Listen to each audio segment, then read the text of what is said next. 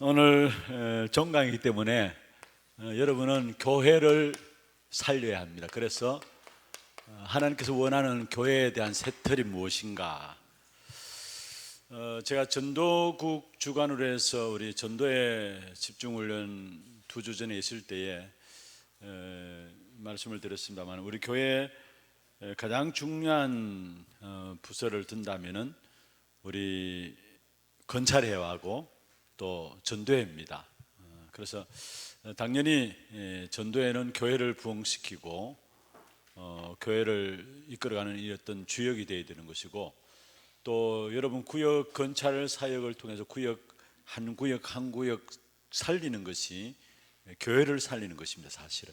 그래서 우리 교회 가장 중요한 중심축이 있다면은 우리 전도회와 또 건찰회 구역 이 예배들인데, 특별히 여러분 통해서 하나님 원하시는 교회를 살리는 교회가 어떤 교회일까, 오늘 마지막 우리 같이 좀 살펴보면서 인도를 받기를 원합니다. 그래서 성경 말씀은 먼저 계시록 12장 17절 한번 찾아보십시다.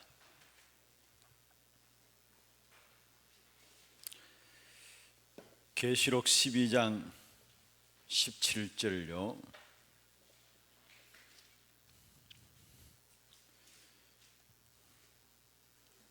마지막 때 사탄이 교회를 무너뜨리기 위해서 사실 전쟁을 선포하고 공격해옴을 이야기하고 있는 내용이죠. 같이 한번 읽어보십시다. 용이 여자에게 분노하여 돌아가서 그 여자의 남은 자손 곧 하나님의 계명을 지키며 예수의 증거를 가진 자들과 더불어 싸우려고 바다 모래 위에 서 있더라. 아멘. 여기에 여자의 남은 자손 누구냐 하면은 곧 하나님의 계명을 지키며 예수의 증거를 가진 자들과, 예수의 증거를 가진 자가 바로 여자의 남은 후손이라 얘기하면서 더불어 싸우려고 바다 모래 위에 서 있더라. 누가고요? 용이. 악한 사단이 마지막 교회를 무너뜨리기 위해서 전쟁을 선포하고 공격해옴을 말씀하고 있는 것입니다. 이런 시대 속에서 하나님이 우리에게 맡기신 교회의 참된 모델이 무엇이냐? 사도행전 2장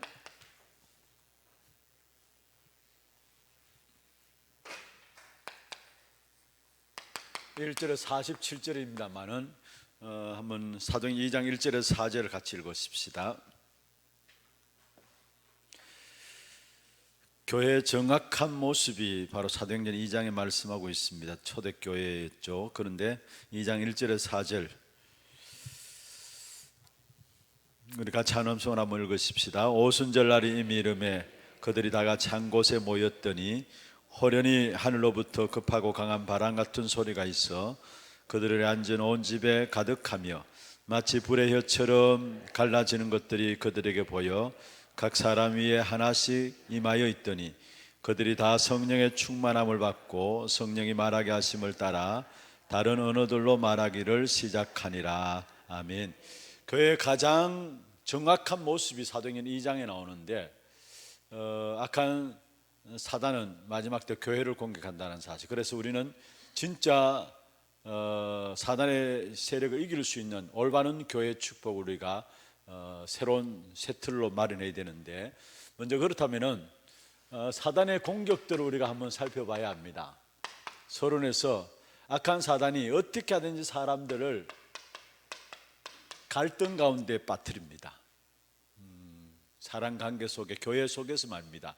갈등 가운데서 어떻든 싸우도록, 그래서 갈등 가운데 빠뜨려서 싸우도록 만드는 것입니다. 지금 유럽이나 미국 교회는 아예 싸우지 않습니다. 왜냐? 관심 없기 때문에.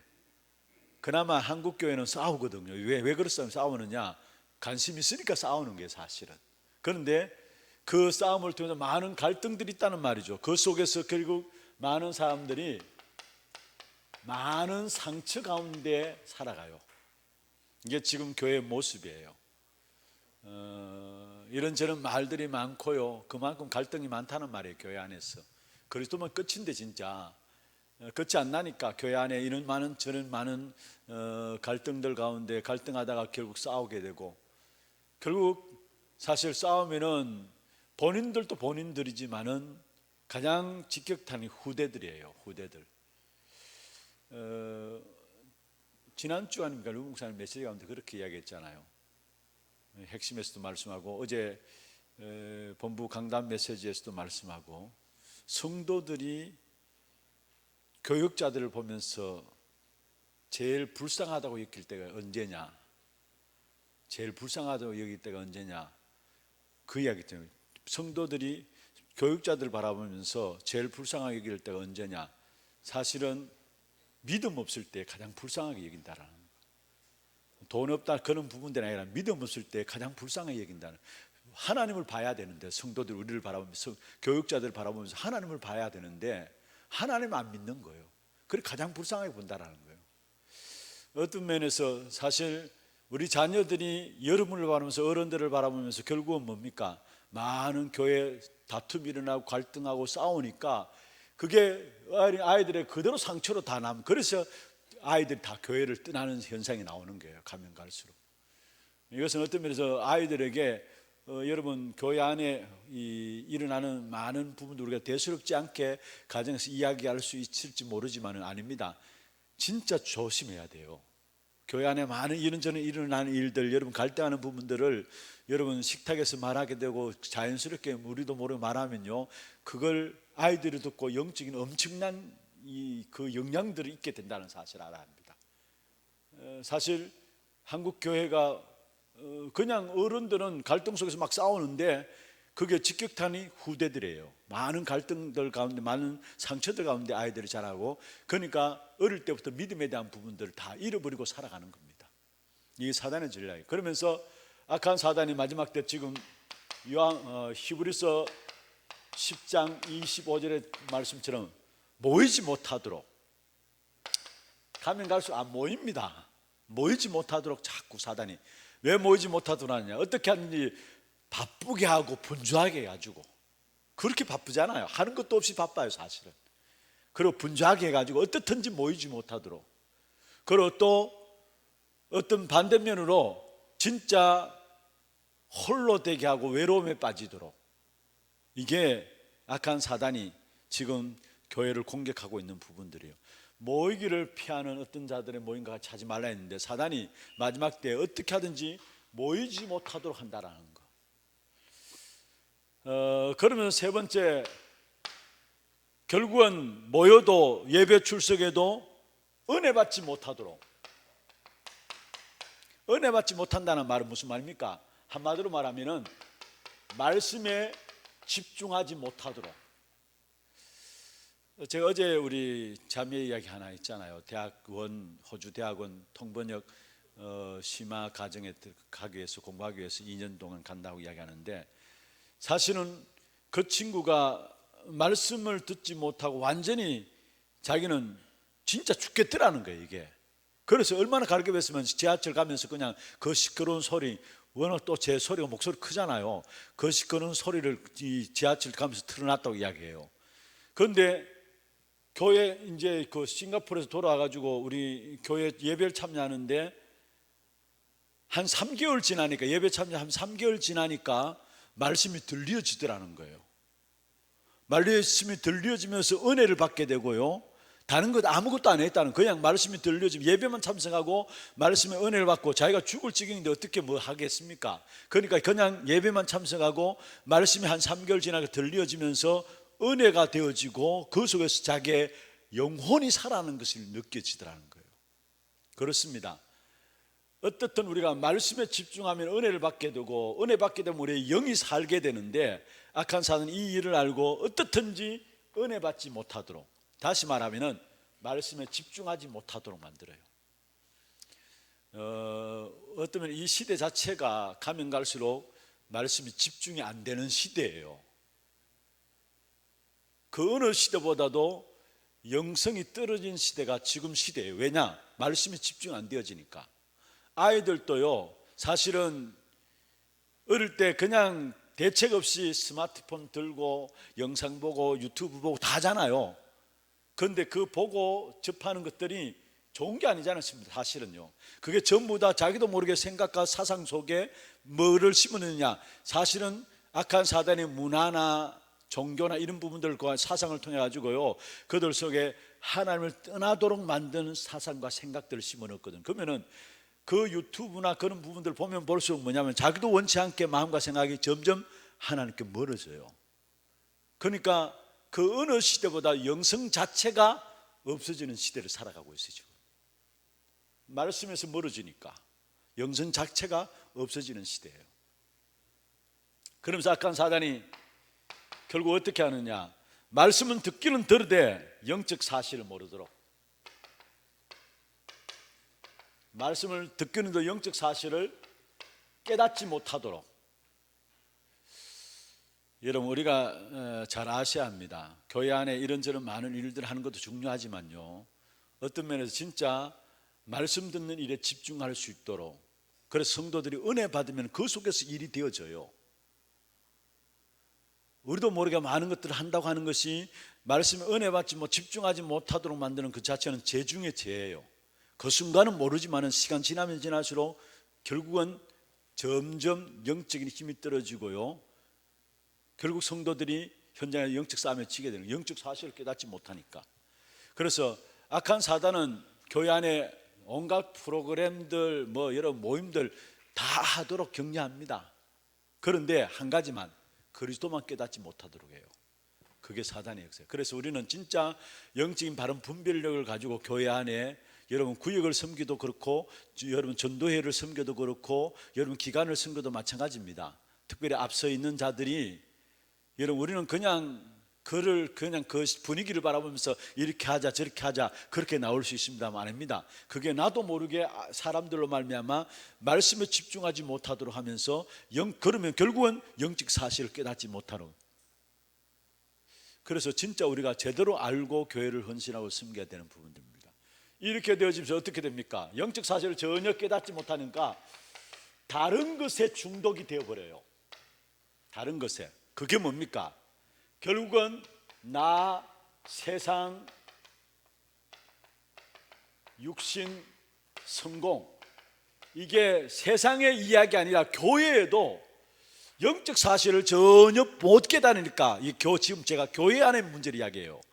나, 세상, 성공 중독이 되어버려요. 이게 교회 이야기입니다. 이게 지금 세상 이야기 아니고 교회, 개인도 나, 성공, 세상, 육신에 중독되어지고, 교회도 나, 세상, 육신, 성공에 중독이 되어버려요. 요한일서 2장 13절입니까 16절입니까? 세상의 모든 것이 안목의 정욕, 육신의 정욕, 뭡니까? 이생의 자랑이라 했어요. 한번 보십시다. 요한일서 2장, 하여튼 2장은 2장인데 13절인가 16절인가 모르겠어요. 한번 보세요. 16절이에요. 요한일서 2장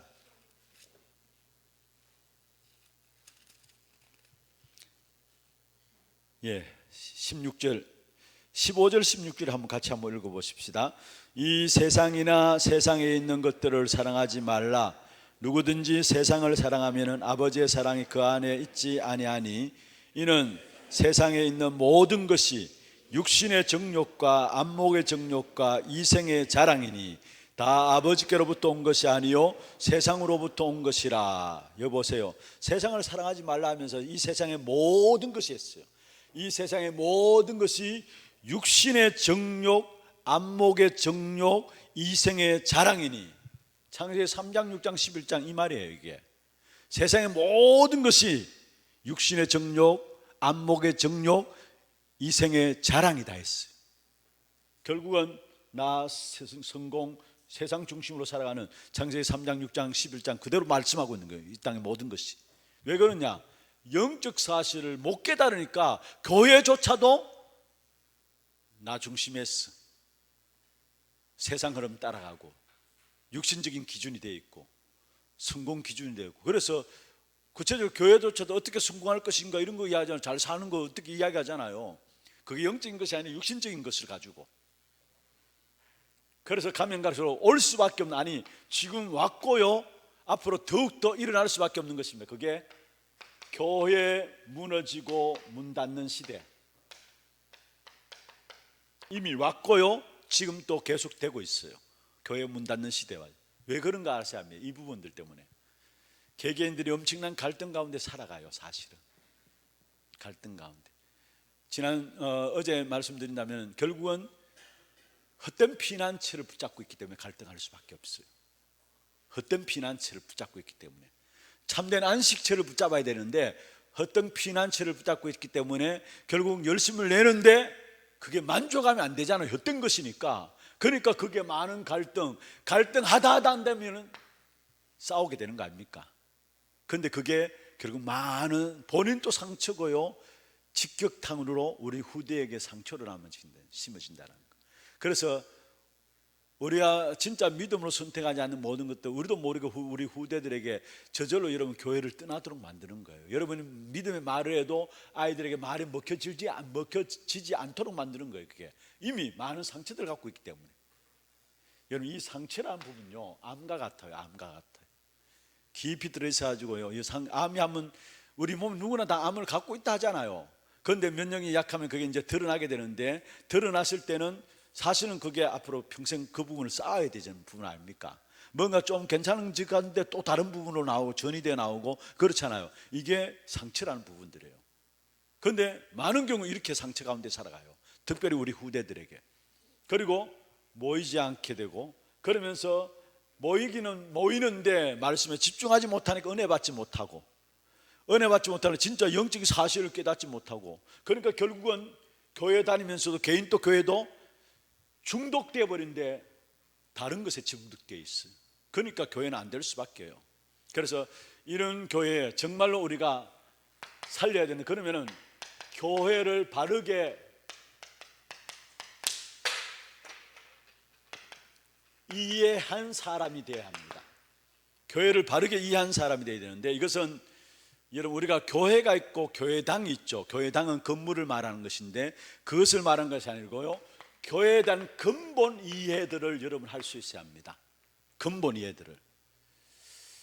먼저 교회라는 것은 여러분 에클레시아 들어보셨죠? 이 말은요, 에클레시아, 세상으로부터 불러낸 자들의 모임입니다. 에클레시아, 이게 교회예요.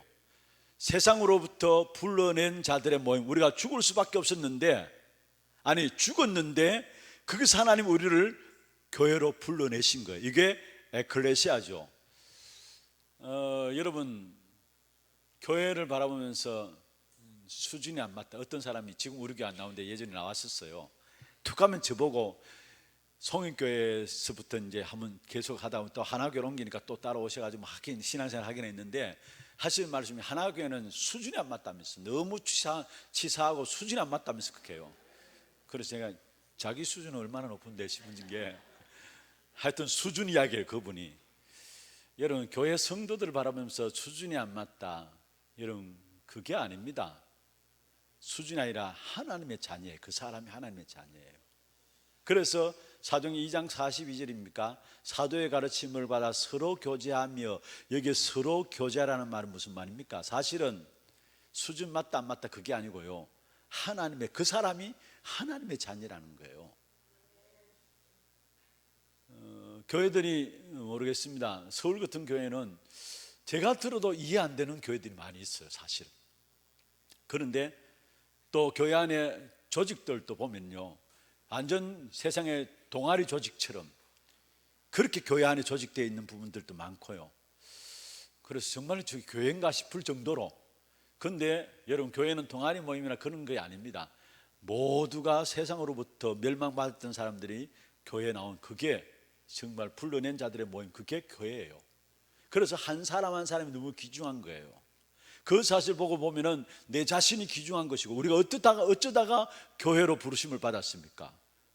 내 자신이 귀중한 거고요. 또 함께 신앙생활하고 있는 옆에 사람들 보면은 그 한 사람 한 사람이 귀중한 거예요. 그래서 지금은 그렇게 기도하는 사람 별로 없어요. 뭐냐면 옛날에 어른들, 장로님들 기도하는 거 보면은 천에 하나 만에 하나 뽑아 고르시고 그 기도 많이 했잖아요. 근데 진짜 알고 보면 맞아요. 세상 속에 죽었던 우리들을 천에 하나 만에 하나, 에베소 1장 3절에 5절에 있는 말씀처럼 창세전에 우리를 예정하시사 때가 되면 우리를 불러내셨잖아요. 이게 에클레시아예요. 사실 멸망받았던 우리를, 세상 속에 있던 우리를 하나님께 불러내신 그 자들의 모임이 교회라는 것. 두 번째로 교회라는 뭐냐? 우리를 불러내서 그리스도께서 우리 안에 거하시는 성전 되었습니다. 고린도전서 3장 16절에 너희가 하나님의 성전인 것과 하나님의 성령이 너희 안에 거하신 것을 알지 못하느냐. 하나님의 성전된 자들의 모임이 교회입니다. 우리가 쉽게 그냥 교회 왜 이래 이런 말 하잖아요. 교회가 왜 이래? 그 말은요, 엄밀히 말하면은 하나님 왜 이래 이 말입니다. 그렇잖아요. 왜냐? 교회가 왜냐?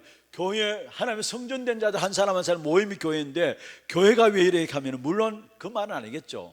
근데 우리가 쉽게 교회가 왜 이래 하는데 여러분, 그 교회 여러분 신앙생활하고 있으면서도 교회가 왜 이래요? 사실은 그거는 하나님 왜 이래 이 말과 똑같은 말이에요. 하나님의 성전된 한 사람 한 사람이 모이는 것이 바로 교회라는 사실, 이 사실을 여러분 기억해야 합니다. 그래서 한 사람 한 사람이 너무 귀중해요. 우리에게 붙여진 한 사람 한 사람이 다 그 사람도 하나님의 성전이에요. 그래서 진짜 중요한 것은요, 내가 하나님의 성전이라면 그 사람도 하나님의 성전인데 그 사람을 누가 주관해 가시느냐? 하나님이 주관해 가셔요. 사실은 한 사람은 하나님이 주관해 가지고 하나님 주권 속에서 만들어 가시고, 그래서 그 사람을 만들기 위해서는 때로 따라서 어떤 어려움들도 있을 수 있고 문제들도 있을 수 있고, 전부 다 그거는 하나님이 그 사람을 향해서 하나님이 귀한 계획을 만들어 가시는 과정 중에 있는 거예요. 그래서 우리가 쉽게 사람들을 바라보면서, 교회 안에 특별히 사람을 보면 문제를 당하는 사람들을 바라보면서도 쉽게 판단하지 말고 평가하지 말아야 합니다. 하나님께서 자, 한번 받아, 공사 중이다. 예, 나도 공사 중이요. 또 여러분 한 사람 한 사람 공사 중이에요. 계속해서 일어나는 일들이에요. 그러면서 교회는 어떤 것이냐? 하나님의 성전된 자들이 모이는 교회를 통해서 하나님은 이 땅에 결국은 마태복음 12장 28절 29절 뭘 하기를 원하느냐? 하나님의 나라, 흑암의 현장에 있는 이 땅에 교회로 부르신 저와 이름을 통해서 하나님의 나라를 심기를 원하세요. 그래서 예수님께서 사도행전 1장 3절에 제자들 불러가지고 40일 동안 집중해서 뭐를 말씀하셨느냐? 하나님의 나라의 일을 말씀하셨다 했어요. 예수님이 오시자마자도 예수님이 제자들의 기도들을 가르칠 때에 제자들에게 기도 어떻게, 제자들 물었을 때 어떻게 할까 물었을 때에 나라가 임하오도록 기도하라 했어요. 예수님이 오신 목적이에요. 그러면은 우리가 이 하나님의 절대적인 계획 속에 내 자신이 있어야 되고 우리 교회가 여기 있어야 돼요. 제가 전도회 모임, 전도 중심으로 전도회 모임에서 말씀을 드렸습니다. 교회 해야 될 일이 뭐냐? 하나님의 나라의 일이라 했어요. 전도회 모임 때 토요일에 집중을 했는데 말씀드립니다. 교회 해야 될 일이 뭐냐? 하나님 나라의 일이라 했어요. 이게 하나님의 절대적인 목표예요. 그래서 하나님 우리를 죽었던 자리에서 우리를 건져내시고 성령께서 우리 안에 들어오셔서 우리를 통해서 이 땅에 뭐를 이루가기를 원하시느냐? 하나님의 나라를 심기를 원하세요. 왜냐? 이 땅 자체가 요한복음 16장 14절에 세상 임금, 또 고린도후서 4장 4절에 악한 사단이 세상의 왕이 되어 있잖아요. 세상 신, 세상의 왕이 되어 있잖아요. 이 현장에 하나님의 나라를 심기 위해서 저를 교회로 부르셨고 우리 교회를 세우셨다는 사실이에요. 여기에 대한 근본적인 이해가 되어져야 돼요. 그러면 두 번째로 여러분이 교회를 이해했다면 교회를 살리는 한 사람이 되어야 합니다. 한 사람이면 됩니다. 한 사람이면. 여러분 느헤미야 아시죠? 구약에 느헤미야는 포로로 끌려간 신분이에요. 나라를 잃어버리고 포로로 갔어요. 그리고 페르시아 왕의 시종으로 있었어요. 그런데 그 느헤미야가 예루살렘 성전이 무너지고 모든 성벽이 해파되었다는 소식을 듣고 금시감이 울었어요. 그런데 하나님께서 그 왕의 마음을 움직이신 것이죠. 왕이 그 느헤미야를 바라보면서 무엇 때문에 그렇게 근심된 얼굴이냐 이야기했어요. 그때 느헤미야가 이야기한 것이죠. 그러니까 하나님께서 그 왕의 마음을 움직이신 것이죠. 이 느헤미야를 이스라엘의 총독으로 지도자로 세워가지고 가서 성전을 재건하도록 하셨어요.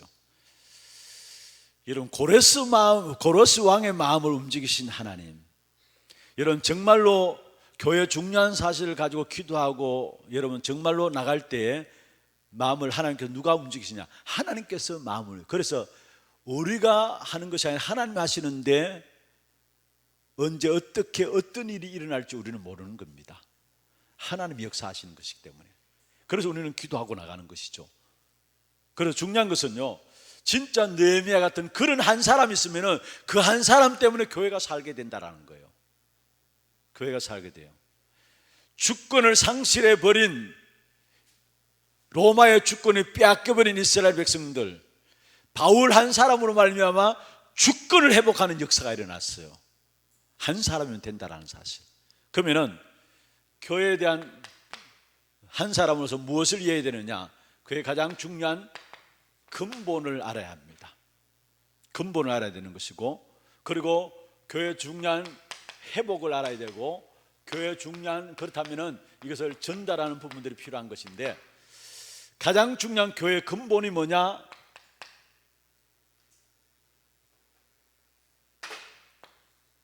사도행전 1장 1절입니다. 다시 말하면은 갈보리산인데요, 갈보리산에서 주님께서 다 이루었다 말씀하셨죠. 다 끝냈다라고 이야기했어요. 그리고 감난산의 제자들을 모으셔가지고 사도행전 1장 3절에 보면은 미래 살릴 약속을 주었어요. 그 약속이 하나님의 나라의 일이에요. 미래 살릴 방법을 주었는데 그 방법이 하나님의 나라예요. 다 끝냈다 하신 갈보리산에서 그 주님이 감난산에, 이건 사도행전 1장 3절이죠. 감난산에 제자들 모으셔가지고 미래 살릴 방법을 말씀하셨는데 그게 하나님의 나라예요. 그리고 사도행전 1장 8절에 마가다락방이라 하죠. 마가다락방에서 그 주님께서 약속하시는데 무엇을 약속하셨느냐? 성령 충만함과 정인될 것을 약속하셨어요. 이게 교회의 가장 중요한 근본이에요. 교회의 세트를 이루기 위해서는 교회의 가장 중요한 근본을 아셔야 되는데, 교회의 근본이 뭐냐? 다 끝난 거예요. 사실은 성취되었다. 다 끝난 거예요. 그분이 하나님 나라 일을 말씀하셨고 그분이 성령 충만함을 약속하셨어요. 이 사실 언제까지 유효냐? 사실은 사도행전 1장 11절, 이게 교회를 살리는 방법인데 언제까지 유효냐? 언제까지 이것이 필요한 건 계속되어지느냐? 사도행전 1장 11절에 보면 예수님께서 성천하실 때 하신 말씀, 너희가 올라가심을 본 그대로 다시 오시리라. 다시 말하면 예수님이 재림하실 때까지 이게 그대로 유효하는 것입니다. 그리스도는 다 끝났어요. 그 주님이 다시 감난산에 제자들 모으셔가지고 중요한 것은 미래 살릴 방법을 말씀하시는데 그 방법이 하나님 나라의 일이라는 거. 그리고 그분이 다시 약속하셨는데 이 일을 이루기 위해서 뭐요? 성령 충만함을 약속하셨고 정인될 것을 약속하셨어요. 이 사실 붙잡게 될 때 교회를 살리게 돼요. 언제까지? 주님 재림할 때까지. 이게 방법이에요. 교회 살리는 중요한 응답이에요, 이게. 그러면은 사실은 회복은 뭡니까? 초대교회인데 사도행전 2장 1절에서 47절에 가장 좋은 초대교회가 회복되는 부분들이 있는데, 여러분 좀 아셔야 될 것은 우리 다락방 운동은 물론 교회 부흥이 돼야 되지만은 교회 부흥이 목적이 아닙니다. 만약 교회 부흥을 목적으로 삼는다면은 어쩌면 지금 다락방 하는 교회들보다도 지금 서울이나 이런 교회들 보세요. 몇만 명씩 모이는 교회들이 있습니다. 사실 잽도 안 됩니다. 사실은 꼭 부흥이 안 돼서 부흥이 목적이 아니다 그렇게 이야기하는 것이 아니고요. 잘 아셔야 될 것은요, 사실은 서울 예원교회도 그렇고 서울 임마누엘, 부산 임마누엘 그 다 합쳐도 그렇고 서울의 큰 교회들 사실 잽도 안 돼, 인원수 부흥을 목적으로 한다면은. 그런데 다락방 운동은 뭔 줄 아십니까? 복음을 회복하는 운동이에요. 그리고 그 복음을 후대에게 전달하는 운동이에요. 복음 회복이 목적이에요, 사실은. 그리고 진짜 중요한 회복은 초대교회를 회복하는 겁니다. 그러면은 저와 여러분 이미 잘 알고 있는 것처럼 사도행전 1장 1, 3, 8의 언약을 가진 사람들이 마가다락방 14절 마가다락방에 모였습니다. 사실은 이 사람들은 우리는 많은 이유들을 갖고 있잖아요. 이유가 없는 사람이었어요. 우리는 이런저런 많은 이유들이 있는데 여기에 모인 사람들은 이유가 없는 사람이었어요. 왜냐? 이유를 알고 있기 때문에 이유가 없었어요. 이미 사도행전 1장 여기에 감난산에서 이유를 가지고 내려왔어요. 이유를 가지고 감난산에서 이유를 알고 내려온 거예요. 그러니까 이유를 알고 있기 때문에 이유가 없는 사람들이었어요. 이 사람들의 모임이 초대교회 시작이었다라는 거. 그러면서 사도행전 2장 1절에 4절에 보면 오순절 날에 바람 같은 불 같은 하나님의 역사가 나는데 성삼위 하나님의 역사가 나타나는데 무슨 말입니까? 사실은요, 유대인들은 바리새인들은 절기를 가지고 장사합니다. 돈벌이에요. 그런데 절기를 뛰어넘는 시스템입니다. 절기를 뛰어넘는 시스템이 바로 오순절날 마가다락방에 임한 겁니다. 잘 아셔야 합니다. 유대인들을 바리새인들은 절기 가지고 지금 어느 정도 타락했느냐, 절기 가지고 돈벌이 하는 것이 유대인들 바리새인들이에요. 그런데 여기에 오순절에 하나님의 성령의 역사, 이거는 절기를 뛰어넘는 시스템이 이미 마가다락방의 초대교회에서 시작되었다라는 거. 그러면서 세 번째로 사도행전 2장 9절 11절에 보면은 예루살렘 유대인들이나 또 바리새인들은 선민사상에 빠져 있습니다. 그렇잖아요. 선민사상에 빠져 있습니다. 그런데 여기는 이미 선민사상을 뛰어넘는 다민족 시스템입니다.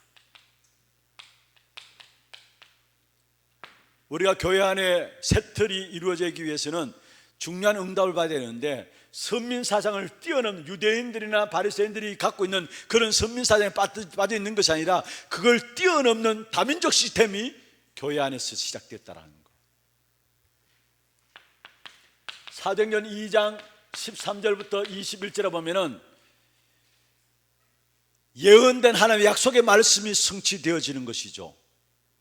말씀이 성취되어짐을 베드로를 통해서 이야기하고 있는데 사실은 여러분 가장 중요한 하나님의 역사를 누리는 말씀을 받고 하나님의 역사를 누리는 말씀의 역사들을 누릴 수 있는 가장 중요한 현장이 바로 예배의 역사예요. 예배 역사. 예배 시스템입니다. 예배 시스템.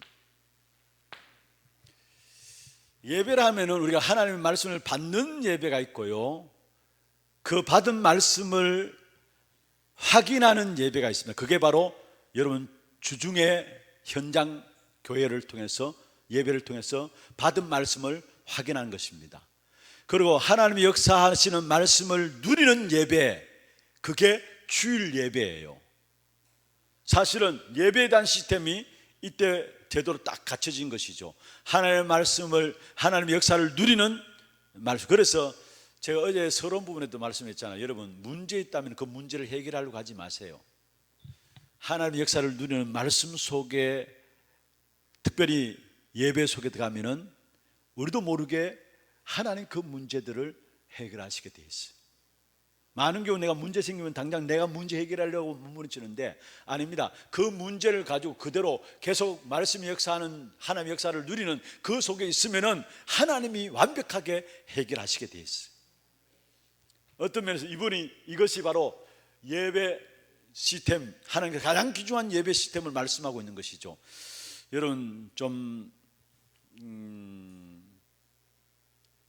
우리 대표 기도들 장로님들 하시잖아요. 물론 다 하나님 메시지가 다 담겨져 있고 중요합니다. 그런데 정말 대표 기도 때 가장 중점으로 해야 되는 것은 너무 복잡해 하실 필요 없고요, 오늘 하나님 예배를 받으시도록 기도하면서 특별히 성도들이 말씀 받을 수 있도록 다 주워 섬길 필요는 없어요. 그러니까 물론 그 장로님들 한 분 한 분 기도들이 거기에 다 하나님이 주신 메시지가 다 담겨져 있어요. 그런데 진짜 중요한 것은 다 하려고 하니까 시간도 막 길어지고 이렇게 하는데, 가장 중요한 것은 여러분 진짜 우리가 하나님 앞에 서서 하나님 영광 받으시도록, 하나님 앞에 영광 돌려지도록 그 기도하고, 그 다음에 가장 중요한 부분들이 지금 선포되어지는 말씀을 통해서 이 받은 말씀이 모든 성도들 현장에 성취되어지도록, 사실 그것만 해도 돼요. 그 중심으로만 기도해도 돼요. 너무 중요한 부분들이란 사실이에요. 그러면서 또 보세요. 사도행전 2장 41절 42절에 여기에 눈에 보이지 않는 전도의 시스템을 말씀하고 있는데, 사도행전 2장 41절에 사실은 3천 제자가 모여졌잖아요. 이게 무슨 말입니까? 예비된 자, 숨겨둔 자를 하나님께서 붙이시는 전도에 대한 시스템을 말씀하고 있어요. 그래서 어떤 면에 여러분 진짜 예배 한번 드릴 때마다 다 끝나는 거예요. 제 예배만 제대로 드려도 다 끝나는 거예요. 하나님은 복음 가진 자에게 복음 받을 예비된 자, 숨겨둔 자를 반드시 붙이시잖아요. 그래서 여기에 3천 제자가 일어났다 했어요. 그들이 또 사도의 가르침을 받고 또 서로 교제하고 또 예배 속에 들어간 것이죠. 제자들이 일어나고 그들 또 사도의 가르침을 받는 예배 속에 들어가는. 그래서 진짜 예배만 제대로 드려도 다 끝난다는 말이 이 말입니다. 그 속에 전도의 시스템이 세워지고요, 예배의 시스템, 다민족 시스템, 모든 것들을 뛰어넘는 시스템이 그 예배를 통해서 다 일어나게 돼 있어요. 초대교회는 이 시스템들이 세워졌어요. 미처 유대인들과 바리새인들이 전혀 눈뜨지 못한. 그러면서 보세요. 사도행전 2장 43절 45절에 여러분 경제에 대한 시스템입니다. 경제에 대한 시스템. 메시지 가운데 우리 목사는 그렇게 말씀하셨어요. 제 마음에 이렇게 확 와닿았어요. 그게 뭐냐면은, 여러분이 만약 교회를 다니면서 헌금을 하지 않는다면 교회가 어떻게 되느냐? 그게 흑암이다 했어요. 만약에 해외 선교사들이 지금 우리나라 선교 영향을 받아 선교로 은혜를 받아가지고 우리 교회 세계를 향해서 선교사 제일 많이 파송하는 국가가 되었어요. 한국이 누가 뭐래도. 그런데 만약에 한 130여 년 전에 선교사가 한국에 들어오지 않았다면 그 자체가 흑암이다 했어요. 그렇다면 저와 여러분이 주일날 헌금하잖아요. 적든 많든 상관없이 여러분 나름대로 정해져 있어가지고 여러분 헌금하잖아요. 그런데 그 헌금이 후대들을 살리고 전도하는 전도자들의 힘이 되어지고 그게 쓰임받고 또 선교 역사 속에 쓰임받는다. 헌금 그 자체가 빛의 경제다 했어요. 그리고 정말 여러분이 흑암 경제를 이길 수 있기 위해서는 빛의 경제가 있어야 합니다. 그러기 위해서 여러분 나름대로 뭐냐? 헌금에 대한, 그래서 경제에 대한 시스템들이, 헌금에 대한 시스템들이 여러분 안에, 이때 사실은 초대교회는 이미 경제에 대한 시스템이 딱 축복받을 수밖에 없는 경제에 대한 시스템이 딱 정리된 거예요. 그러면서 사도행전 2장 46절 47절에 보면은 유대인들이나 바리새인들은 월삭과 일삭들, 안식일을 중요하게 여겼잖아요. 날들을 중요하게 여겼거든요. 그래서 월삭도 있고 안식일을 중요하게 여기고 그랬는데, 이미 초대교회는 여러분 날마다 집에서, 날마다 성전에서, 날마다 모인 거예요. 안식일 정해놓고 그 따라가는 유대인들, 바리새인들이 감히 이길 수 없는 일들이 초대교회 안에 이미 이루어진 거예요. 날마다 성전에서, 날마다 집에서. 이게 사실 초대교회의 가장 중요한 시작인데요, 이 부분들을 우리가 회복하자는 거예요. 이 부분들을 회복하자는 거예요. 그래서 이것이 그대로 전달되어졌는데, 이 비밀을 가지고 사도행전 19장 11장 19절에 30절에 보면은 안디옥 교회가 이 부분을 전달하는 그것도 중직자들로 시작되어 이 부분을 전달하는 일들이 일어나게 되었습니다. 이 사실을 그대로 여기에 일어났던 그대로 역사들이 전달되어지는 역사들이 일어났는데, 여기에 중요한 것은 뭐냐? 하나님의 성령께서 우리와 함께 하심으로 말 우리가 그 힘을 가진 한 사람이 필요한데, 사도행전 13장 1절에서 4절, 사도행전 16장 6절에서 10절, 사도행전 19장 1절에서 7절, 여러분 보세요. 이 이후의 역사 이전에 사도행전 2장에 일어났던 이 힘이 그대로 여기에 전달된 거예요. 아시겠어요? 이게 그대로 전달된 거예요. 그리고 그것 가지고 도전한 거예요. 이 힘을 아는 한 사람이 나와야 되는 거예요. 이 힘을 아는 사람. 사도행전 13장 1절에서 4절, 성령의 인도받기 위해서.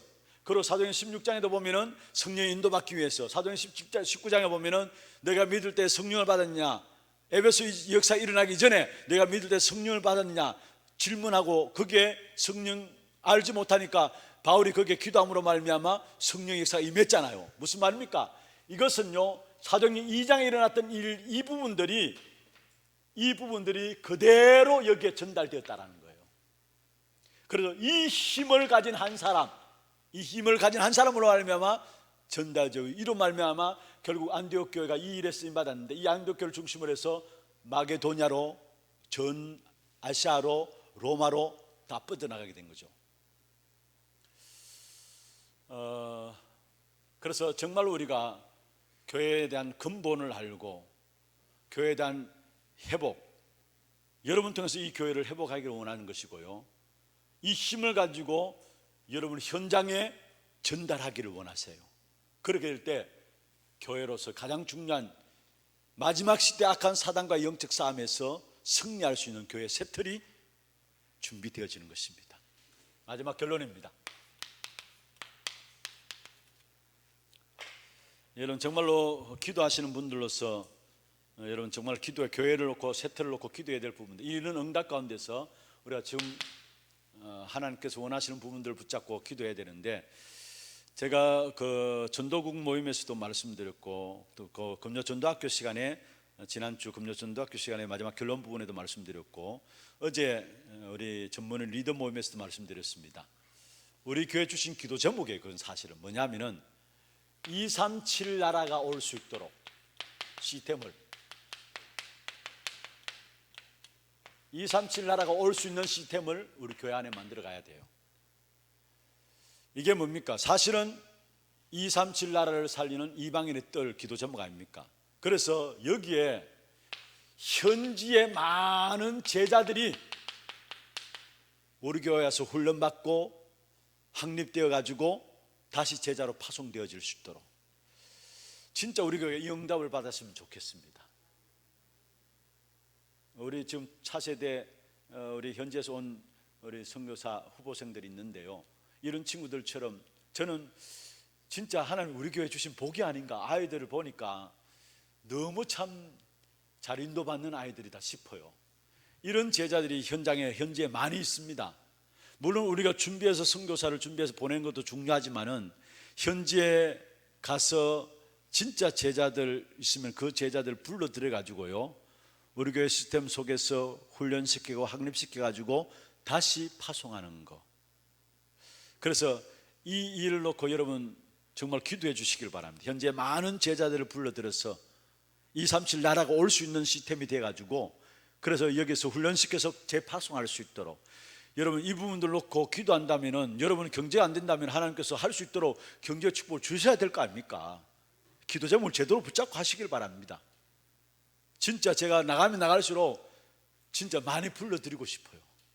많이 불러드리고 싶어요. 그래서 진짜 교회 시스템만 제대로, 우리가 다 챙기려고 하니까 불러드려가지고 이렇게 뭐 생활비도 주고 다 줘야 되고 이렇게 챙기려니까 많이 부담을 가지는데, 그렇게 안 챙긴다 할지라도 불러들어가지고 일단 훈련소에 놓고 응답받도록 인도받으면서 많은 사람도 훈련시킬 수 있어요, 사실은. 그래서 정말로 현지에 있는 많은 제자들이 우리 하나교회 와서 훈련받고 나가서 정말로 제대로 된 복음 운동할 수 있는 그런 시스템들 위해서 기도하시고, 그 다음에 여러분 다민족 사회, 우리 교회 안에 참 귀중하게 잘 인도받고 있는데, 제가 보면서 너무나 감사하고 있어요. 다민족 사회 팀을 보니까 정말로 다민수사에게 마음을 담은 팀이 딱 돼 있어요. 어제도 제가 우리 전도기획위원회 마치고 잠시 다민수 예배 시간에 잠시 들어가 봤는데요, 보니까 그 한 분 한 분이, 사역하는 한 분 한 분들이 이미 팀이 딱 돼가지고 참 너무 감사하다, 정말 감사해요, 제 마음에. 그런데 다민족 사역 속에 우리도 모르게 이미 우리가 많은 메시지를 들어왔잖아요. 그게 뭡니까? TCK, CCK, 또 NCK. 진짜 다민족 사람들이 우리 하나교회 가보자, 이 정도 되면 되는 거예요. 우리 크리스티나 사모입니까? 다민족들이 왔을 때 안방을 내어주라 했잖아요. 안방을 내어주라. 그 한마디인데 제 마음에 많이 이렇게 생각나겠어요. 사실 헌신 예배 때, 렘넌트 헌신 예배 때 저는 중남미 가가지고 그 메시지를 듣지 못했는데 그 현장에 가가지고 제가 들었거든요. 그리고 그 전에 전도 신앙원 때 강사 와가지고 이야기를 했는데 다민족들에게 안방을 내어주라 하더라고요. 안방을. 이게 그냥 단순한 말인데 제 마음에 많이 담겨지더라고요.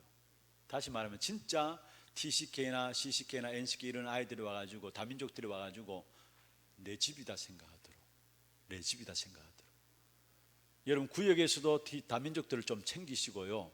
여러분들도 우리 교회 다민족이나 또 TCK 이런 아이들 보면은 한 번 더 손 내밀어가지고 인사하고 같이 정말 마음을 담고 기도해드리고 그렇게 인도해 나가야 돼요. 그래서 진짜 여기에 대한 어떤 조직과 시설들이 준비되어질 수 있도록 237 나라를 살리는 시스템. 두 번째입니다.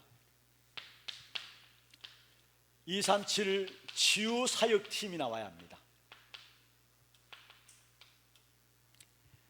병든 시대를 치유하는 기도의 뜰이 되게 하옵소서. 우리가 기도 제목을 붙잡고 있는데요, 237 나라를 살리는 치유 시스템이 나와야 돼요. 여기에 중요한 것은 어제 말씀드립니다마는 의료팀이 나와야 되고요, 전문 의료팀들이 나와야 되고요, 호흡팀도 있어야 되고요, 운동팀도 있어야 되고요, 음식팀도 있어야 되고요. 진짜 환경도 중요합니다. 환경에 대한 부분들을 연구하는 팀도 있어야 되고, 이런 237 치유 시스템이 교회 안에 세워져야 돼요. 치유 사역팀이. 김성호 목사님이 토요일 날 강사단 마치고 제 방에서 여러 목사님 몇 분 계시는데 이런저런 이야기를 주고받았어요. 그런데 목사님 뭐라고 말씀하시느냐, 본인이 현장에 가서 다락방을 인도하면서 일단은 내 자신의 약한 부분들, 내가 갖고 있는 치유받아야 될 부분들을 치유 다락방을 시작했다니까, 목사님들이 어떻게 하는데? 라고 물으니까 내가 치유받아야 할 부분들을 내가 그대로 이야기했다는 거예요. 한마디로 죄송합니다, 그냥 나를 그대로 까발린 거예요. 이게 속된 말인데 까발린 말은 내 자신을 그대로 드러낸 거예요. 그러니까 치유 다락방에 참여한 사람은 전부 다 자기 교인들인데 하나같이 자기 안에 있는 부분들을, 치유받아야 할 부분을 드러내는데, 목사가 드러내니까 다 드러내는데 깜짝 놀랐다는 거예요. 전혀 모르고 있었는데 한 사람 한 사람들이 우울증이나 이런 부분들, 정신적인 부분들 때문에 약해가지고 약을 복용하는 사람이 너무 많더라는 거예요. 여러분, 교회 안 또 그럴지언정 지금 세상은요 더합니다. 그래서 정말로 중요한 것은요, 앞으로 전부 다 영적인 질병 시대에 빠져들기 때문에 이런 분명한 답을 가지고 그들을 도울 수 있는 뭔가를 준비해 있으면요, 하나님 누구에게 붙이시겠습니까? 그래서 중요한, 류 목사님 마지막 진짜 해보고 싶은 부분들, 마지막 해야 될 사역이, 자기는 이 사역을 하겠다 했어요. 이 사역을 하겠다 했어요. 그래서 교회 안에도 237 치유 사역에 대한 부분들, 치유 시스템에 대한 부분들 여러분 위해서 기도하시고요, 이런 팀들이 나와야 돼요. 그래서 그냥 주먹 구구시로 하는 게 아니라 진짜 의료팀들도 나와야 되고요, 그리고 돕는 호흡에 대한 팀도 나오고, 또 실제로 운동을 통해서 또 회복할 수 있도록, 그러면서 음식을 도와줄 수 있도록 이런 팀들이, 그러면서 또 이건 환경이 너무 중요한 겁니다. 이런 부분들 놓고 여러분 위해서 기도해 주시고, 세 번째입니다. 237 서밋 사역팀이 나와야 됩니다. 어떤 면에서 우리 교회에서 가장 잘할 수 있는 부분들이 이 부분 같은데요. 왜냐하면은 우리 교회 바탕이 교사들이 너무 많아요. 여기도 장로님 지금 교장으로 계시다가 장로님들 두 분 나오고 계시고 이렇게 하잖아요. 현직에 있는 교사도 많고 물러난 교사분들도 많아요. 치유 아니 그 237 서밋 사역 팀들이 나와야 되는데, 여러분 진짜 교회 안에 서밋 스쿨이 진행되어지도록 필요합니다. 여기에는 아예 지난 금요 전도학교도 제가 말씀드렸더니만 어떤 분이 그렇게 해가지고, 우리 교회도 지금 자기 아이를 하나님 어린이집에 올려 마치고 내년에 초등학교 가야 되는데 안 보내고 복음 교육 시키겠다라는 부모들이 나왔어요. 그 부모들이 팀을 이뤄서 지금 기도로 준비하고 있다 해요. 그래서 교회 안에 그런 부분들 놓고 교회 안에 시스템을 만들어 드려야죠. 마가다락방 교회는 3명의 아이들 가지고 시작했는지 4명인가 한 달에 75만 원인가 이렇게 내 가지고 아이들을 교회에서, 이제 그 애들은 학교를 아예 안 가는 아이들이에요. 부모들이 아주 결단한 거죠. 진짜 복음 교육을 시키겠다. 우리 교회도 보면 지금 너무 시스템이 잘 되어 있잖아요. 237 어린이집도 있고요, 거루터기 어린이집도 있고, 거기서 자라난 아이들이 하나님 어린이집을 거치잖아요. 그리고 교회 안에 하나 요괴벳 학교도 있고요. 이렇게 교육을 쭉 받아오는데, 이게 초등학교 들어가면서 이 교육이 지속돼야 되는데 사실 이게 어려운 현장들 아닙니까? 여러분 잘 아시듯이. 그래서 앞으로 자기 자녀들은 학교 안 보내고 진짜 복음 교육을 계속하는 이분에 인도받아 나가겠다. 그런데 사실 의무 교육이기 때문에 아이들을 학교 안 보내면은 교육청에서 나와서 벌금 때린다는 거예요. 그게 한 200만 원 된다거든요. 그런데 실제로 벌금 때리지만 벌금 안 낸다는 거예요. 그리고 그 와서 조사하는 게 이 아이들을 잘못 인도하는 위해 이단 단체 이런 데서 보면 잘못 인도하고 나가죠. 그렇게 빠질까 싶어가지고 그런 거지, 한번 조사는 하러 나오긴 나오는데 상관없다라는 거예요. 여러분 앞으로 지금 우리 학교 현장이 어떤 현장인가, 어떤 현장으로 바뀌어짐을 알면 알수록 사실 지금 빨리 시급하게 준비될 부분들이 이거예요. 그 김치훈 목사님 지난주 헌신 예배 오셨잖아요. 렘든 데이 때 그 여러분 사회 본 초등학교 1학년 아이하고 그 통교한 초등학교 3학년 아이, 여자아이 보셨죠 여러분? 안 봤어요? 안 보신 것 같은, 지금도 뭐 처음. 그래서 제가 물었습니다. 어떻게 그렇게 아이들이 어릴 때부터 그런 분명한 어떤 자기 어떤 비전을 가지고 그것도 어른처럼 말할 수 있습니까? 이야기했어요. 그런데 그 학교에서, 그 교회에서